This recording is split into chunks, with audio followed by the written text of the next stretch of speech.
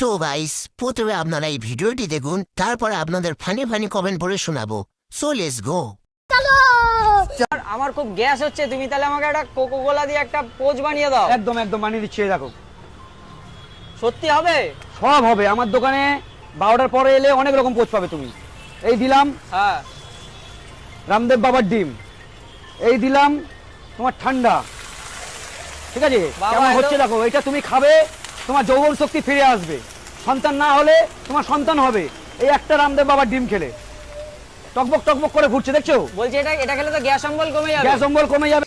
রামদেব বাবার ডিম, না সুগদার কালো ডিম।